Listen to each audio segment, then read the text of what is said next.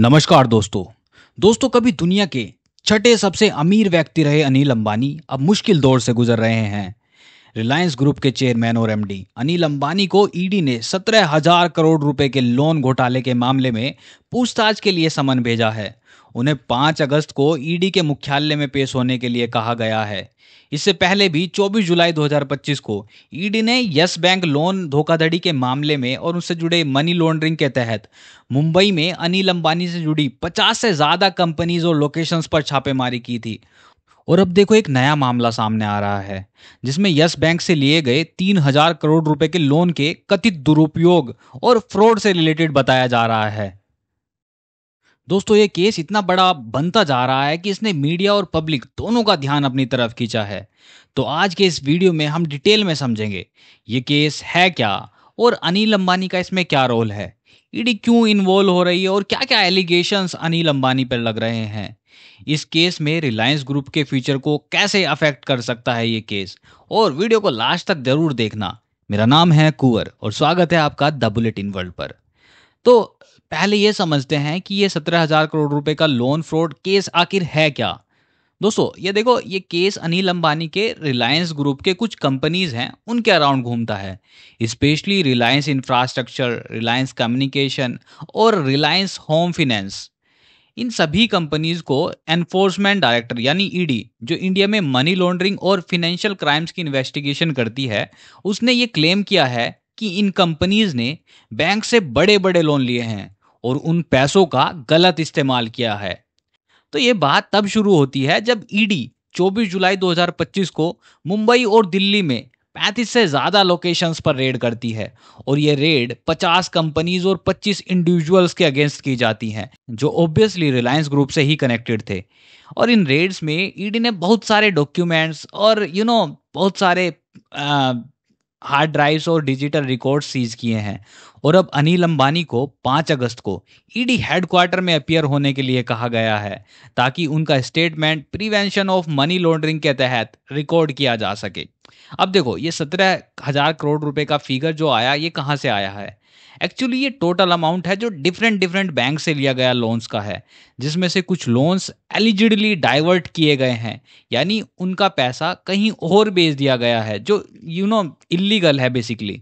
इसमें एक बड़ा रोल यस बैंक का भी बताया जा रहा है, जिसका लोन मिसयूज होने का शक ईडी को है कि कहीं रिलायंस ग्रुप ने उस पैसे को लेकर उसका कहीं मिसयूज तो नहीं किया।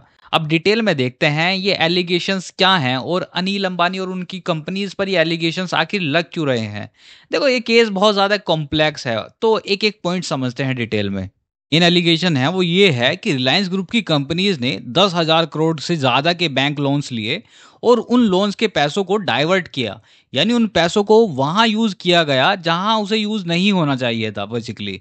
फॉर एग्जाम्पल सेबी ने हाल ही में एक रिपोर्ट दी थी जिसमें कहा गया था कि रिलायंस इंफ्रास्ट्रक्चर ने 10,000 करोड़ के फंड्स को इंटर कॉर्पोरेट डिपॉजिट्स के रूप में एक दूसरी कंपनी, जिसको उसने कोट किया CEL प्राइवेट लिमिटेड के थ्रू, वापस से रिलायंस ग्रुप की एक दूसरी कंपनी में इन्वेस्ट करा दिया। और ये CEL प्राइवेट लिमिटेड एक अनडिस्क्लोज्ड रिलेटेड पार्टी थी और उसके जो कंपनी के बैंक अकाउंट्स के सिग्नेटरी थे वो सब रिलायंस ADA ग्रुप के ही ईमेल आईडी यूज कर रहे थे।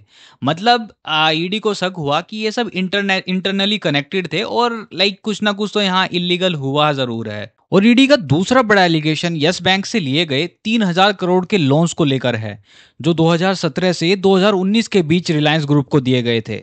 ईडी का शक है कि ये जो लोन्स थे ये ब्राइब देकर या गलत तरीके से हासिल किए गए। मतलब यस बैंक के जो प्रोमोटर्स थे उन्होंने एलिजिडली पैसे लिए रिलायंस ग्रुप से और बदले में उनके लोन्स अप्रूव किए। इसमें बैकडेटेड डॉक्यूमेंट्स और इम्प्रॉपर क्रेडिट अप्रूवल्स के भी एलिगेशंस लगाए जा रहे हैं। और थर्ड बड़ा जो एलिगेशन है वो शैल कंपनीज और वीक फाइनेंशियल से रिलेटेड है। ईडी ने अपनी जांच में ये पाया कि बहुत सारे जो लोन्स थे वो उन कंपनीज को दिए गए जो फाइनेंशियली वीक थी या जिनके डॉक्यूमेंट्स भी प्रॉपर नहीं थे। और कई सारी कंपनीज ईडी को ऐसी मिली जिनके डायरेक्टर्स और एड्रेस सेम पाया गया, जो एक बड़ा फ्रॉड की तरफ इशारा करता है। ये पैसा शैल कंपनीज यानी फेक कंपनीज के थ्रू रूट किया गया और इवन सेबी ने 2024 में अनिल अंबानी को सिक्योरिटी मार्केट्स में 5 साल के लिए बैन और फाइन भी लगाया था इस तरह के फंड डाइवर्ट करने के चार्जेस को लेकर। दोस्तों कुछ दिन पहले स्टेट बैंक ऑफ इंडिया ने अनिल अंबानी की कंपनी रिलायंस कम्युनिकेशन और खुद अनिल अंबानी को फ्रॉड घोषित किया था। एसबीआई का कहना है कि आरकॉम ने बैंक से लिए गए 31,580 करोड़ रुपए के लोन का गलत इस्तेमाल किया था। इसमें से करीब 13,667 करोड़ रुपए दूसरी कंपनी के लोन चुकाने में खर्च किए गए, जो कि इलीगल है, और 12,692 करोड़ रुपए रिलायंस ग्रुप की दूसरी कंपनीज को ट्रांसफर किए गए, which is also illegal thing. और एसबीआई ने अब देखो ये भी कहा है कि हम इस मामले में सीबीआई के पास शिकायत दर्ज करने की प्रक्रिया में हैं। और इसके अलावा देखो अनिल अंबानी के खिलाफ पर्सनल इंसॉल्वेंसी यानी दिवालियापन की कार्रवाई भी national company law tribunal Mumbai में चल ही रही है। अब बात कर लेते हैं इस केस का इम्पैक्ट क्या होगा। देखो यार, अनिल अंबानी अब लग रहा था कि कम बैक कर लेंगे। उनकी जो कंपनीज थी जैसे रिलायंस पावर और रिलायंस इंफ्रास्ट्रक्चर अच्छा परफॉर्म करना शुरू कर दिया था उन कंपनीज ने। लेकिन इस तरह की खबर आने के बाद लगता है कि अनिल अंबानी का डाउनफॉल फिर से शुरू होने वाला है। और देखो जैसे ही ये खबर न्यूज़ में आई तो उसके बाद जो इनकी कंपनीज थी रिलायंस पावर और रिलायंस इंफ्रास्ट्रक्चर, उनके शेयर में भी गिरावट आई है, जो लगभग 5% से नीचे गिर गए हैं। दोस्तों अगर ये एलिगेशन प्रूव हो गए तो रिलायंस ग्रुप की कंपनीज के लिए फंडिंग मिलना और टफ हो सकता है, और इन्वेस्टर और बैंकर शायद हेजिटेंट करेंगे आगे से इस रिलायंस ग्रुप में इन्वेस्ट करने के लिए। प्लस अगर अनिल अंबानी या कोई सीनियर एग्जीक्यूटिव गिल्टी पाया जाता है इस मामले में तो लीगल कंसिक्वेंसेस भी हो सकते हैं, और जो आम जनता है उनका भी ट्रस्ट ब्रेक होगा रिलायंस ग्रुप को लेकर। अब देखो केस तो चल ही रहा है और अनिल अंबानी की 5 अगस्त को ईडी के हेडक्वार्टर में अपीयरेंस इसकी दिशा डिसाइड करेगी कि ये इसमें आगे क्या होगा। तो दोस्तों ये था पूरा ब्रेकडाउन अनिल अंबानी के 17,000 करोड़ लोन फ्रॉड के केस का। अब आपकी क्या राय है? क्या आपको लगता है इस केस में क्या सच है और अनिल अंबानी इससे कैसे निकल पाएंगे? क्या अनिल अंबानी का फिर से कमबैक मुमकिन लग रहा है या नहीं? अपने थॉट्स कमेंट सेक्शन में जरूर शेयर कीजिए। और आपके लिए एमसीक्यू है, इसको अटेम्प्ट कीजिए। ईडी का हेडक्वार्टर इंडिया के किस शहर में स्थित है? मुंबई, बेंगलुरु, दिल्ली या पुणे? मिलते हैं आपसे नेक्स्ट वीडियो में। तब तक के लिए स्टे क्यूरियस, स्टे सेफ। जय हिंद।